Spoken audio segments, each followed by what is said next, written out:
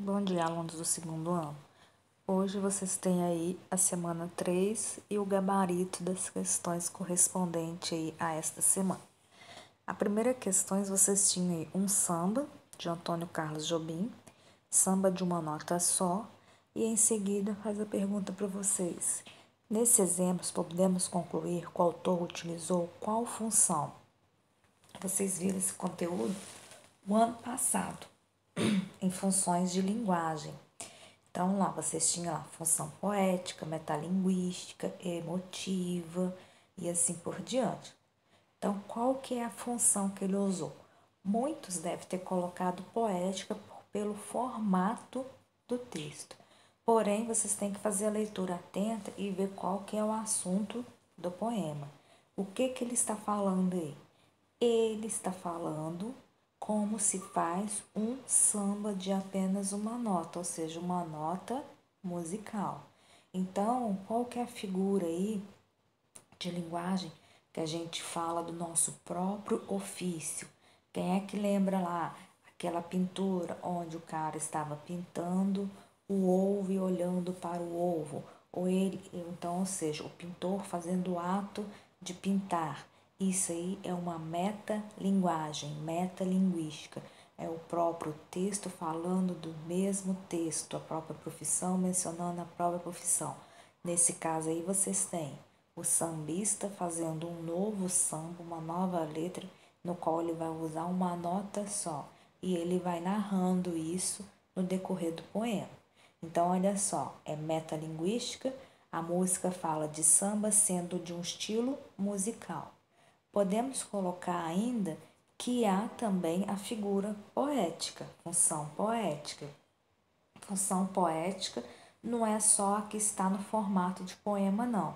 Eu posso ter função poética em propagandas, em textos narrativos e assim por diante.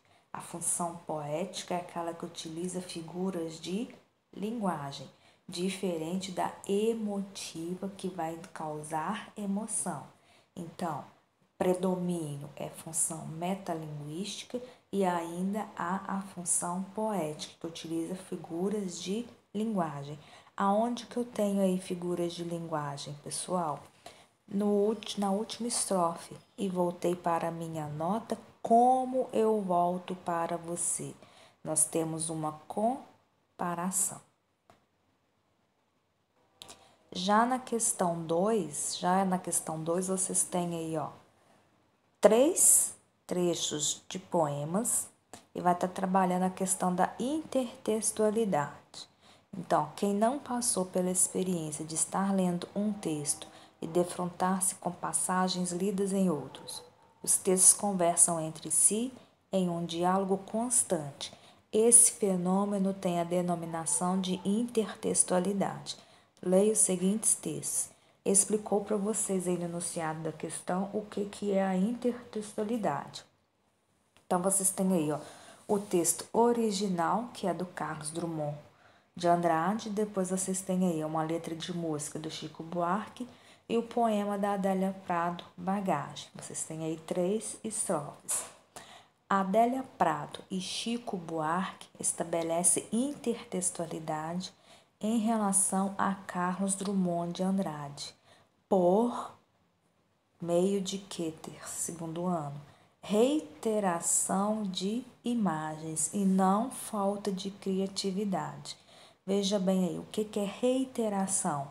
Voltou num trecho do poema do Carlos Drummond, ou seja, uma estrofe, e usou essa estrofe para fazer outras imagens, trazer outras ideias. Qual que é o trecho? Quando eu nasci, um anjo. Do Chico Buarque, o anjo era safado. No da Adélia Prada, esse anjo era esbelto. Do Carlos Drummond, que é o original, o anjo é torto. Então, reiterou, voltou nessa imagem e usou em seus poemas com um outro sentido, com uma outra interpretação. Isso aí a gente chama de intertextualidade. Você pega uma imagem principal daquele texto e refaz numa outra figura. Vocês devem conhecer aí, tem a leitura aí, o conto infantil, Chapeuzinho Vermelho. Vocês têm Chapeuzinho Amarelo que morria de medo. Reiterou naquela imagem da menina do chapéu vermelho e fez uma nova história. Isso aí a gente chama de intertextualidade.